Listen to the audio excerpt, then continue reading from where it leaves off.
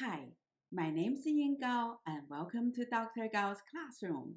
I'm a professional philosopher and I love classical Chinese poetry. I have been translating and teaching classical Chinese poetry with a colleague of mine for the last few years. I would love to share my knowledge on the subject with you.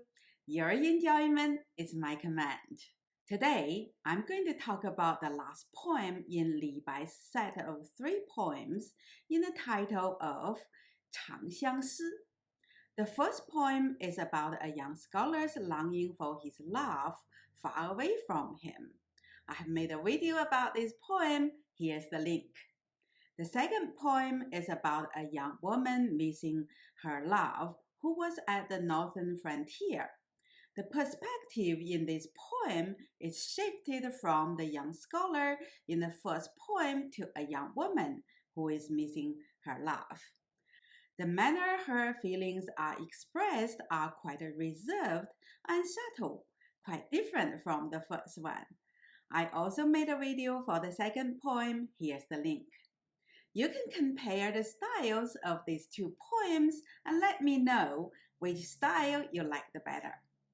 Today, let's look at the last poem in the set of 长相思. This poem switches back to the perspective of a young scholar again. The feeling expressed in this poem, like the first poem, is very strong.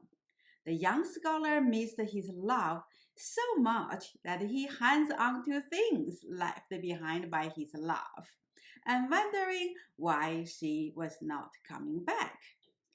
If you're new to my channel, please check out my other videos on classical Chinese poetry, philosophies, or medical literature. If you like the content of my videos, please click the like button and subscribe my channel. I also offer one-to-one online lessons on these subjects, so if you would like to read the original classic text, please contact me. Here's my email address. It has been so nice to receive all the positive comments from you. It means a lot to me, so thank you. Now, let me read the third poem in Chinese first. 美人在时花满堂，美人去后花馀床。床中绣被卷不寝，至今三载闻余香。香亦竟不灭，人亦竟不来。相思黄叶落，白露湿青苔. Now, let's look at the first 2 lines. 美人在时花满堂，美人去后花馀床. 美 means beautiful. 人 means person. 美人 literally means beautiful person. So we can translate it as beauty. However, given the textual context, the poem expresses the strong feeling for the poet's lover. It would make more sense to translate it as you. 在 means to be present. 时 means time. 在时 means the time when someone is present. So we translate it with the preceding pronoun you as when you were here. 花 means flower. 满 means fill up. Táng means how. My colleague and I added the pronoun my to the noun how to specify that the poet is at home while his love is not. 美人 again we translate it as you. 去 means leave. 后 means after. 花 means flower again. 余 means remain. 床 means bed in modern Chinese. However, it refers to different things in Tang Dynasty. It refers to either the railings around a well, as in Li Bai's poem 长干行, or the court as shown in this picture. It is certainly much bigger than the court we normally have today, but the function is the same. It is for sitting during the day. So we translate the term as coach. We also added the pronoun my to the noun coach. The word for bed during the Tang Dynasty was ta. So the 2 lines read, When you were here, my hall was filled with flowers. After you left, the flowers remained in my coach. 床中绣被卷不寝，至今三载闻余香。床 again means coach. 中 means on. 绣 means embroidery. 被 means quilt. 卷 means roll up. 不 means not. 寝 means sleep. 至 means until. 今 means either today or now. 三 means three. 载 means carry in modern Chinese. However, in classical Chinese, it means year. The other two commonly used words for year are 年 and 岁. According to the oldest dictionary in Chinese, 说文解字, or discussing articles and explaining characters. These words were used during different times. 载 and 岁 were the words for year during Xiāng, or the Xiao dynasty, from 2700 to 1600 BCE. 年 was used during Zhou or the Zhou dynasty between 1100 to 771 BCE. Today, all three words are used as year in China, with a slight difference in their connotations and usage. 载 and 岁 are more formal than 年 and are regarded as classier than 年, and not used in everyday language. They are often used in the couplets people pasted on their doors during the Lunar New Year celebration as shown here. 闻 means smell. 余 means remain. You might notice the character 余 here and the 余 from last couplet are both translated as remain. That's right. They have the same meaning except in three occasions. 余 also means I in classical Chinese, while 余 is not. When 余 is used with 月, it refers to April.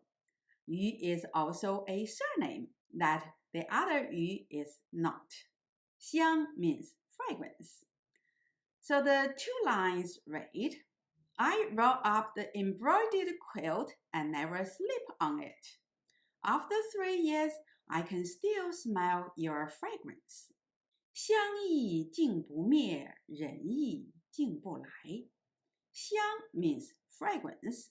亦 is a linking word with no meaning here.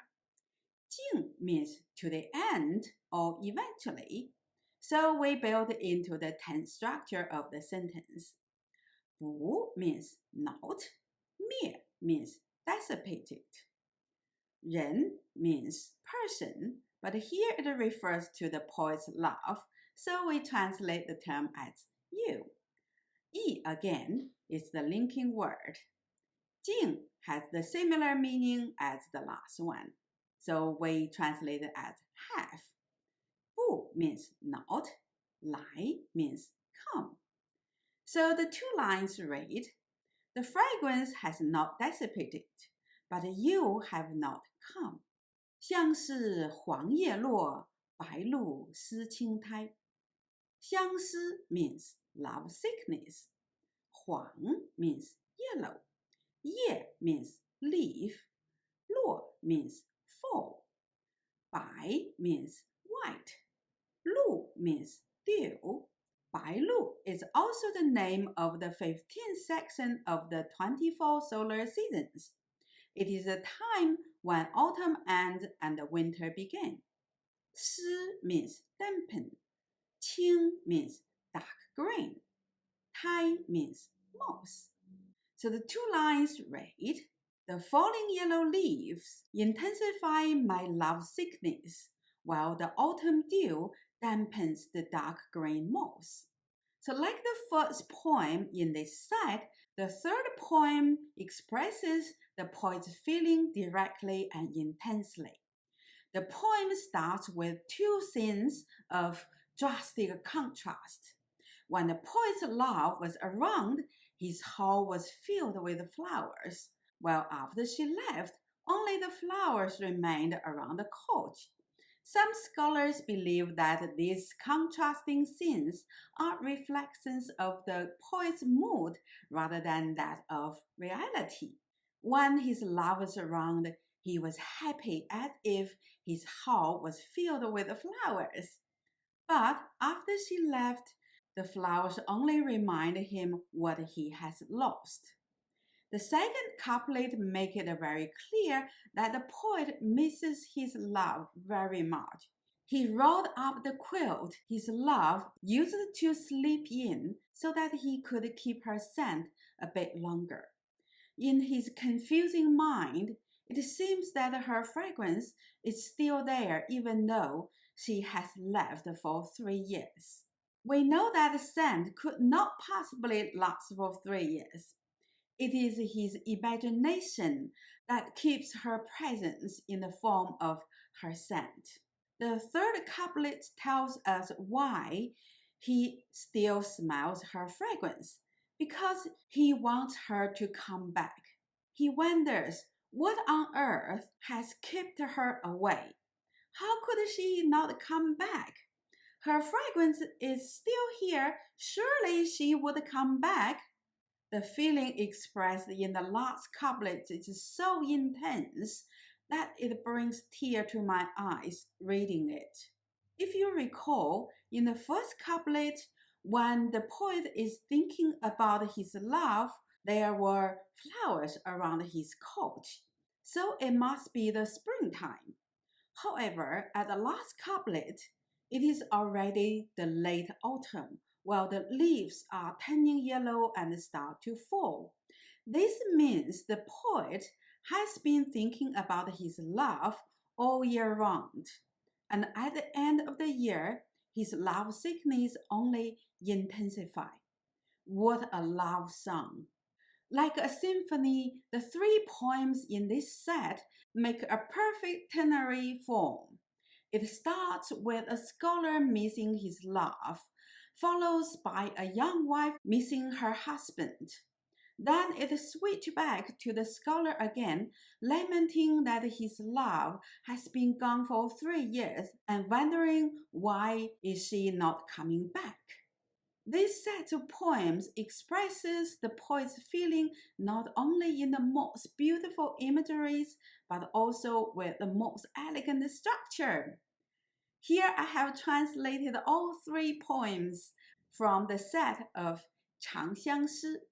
I have enjoyed every moment researching these poems, translating them with my colleague, and making the videos. I would love to hear from you. How do you like these poems? Of the 3 poems, which one is your favorite? How do you like the style of these poems, etc.? Please leave your comment down below in the comment section. Li Bai composed many beautiful love poems, and I would certainly make more videos translating and analyzing his love poems.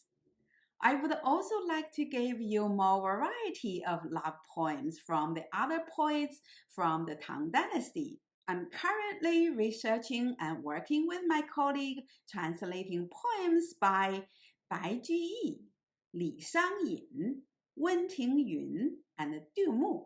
I would present their poems in my future videos. However, for my next video, I'm going to make a special video for my subscribers and my audience, celebrating that I have got over 200 subscribers. I won't tell you what I'm going to do now, but I can assure you it is going to be a great surprise. If you're new to my channel, please check out my videos on classical Chinese poetry, philosophies, or medical literature. If you like the content of my videos, please click the like button and subscribe my channel. I also offer one-to-one online lessons on these subjects. So if you would like to read those classic texts with me, please contact me. Here's my email address. Otherwise, thank you for viewing my video, and I'll see you next time.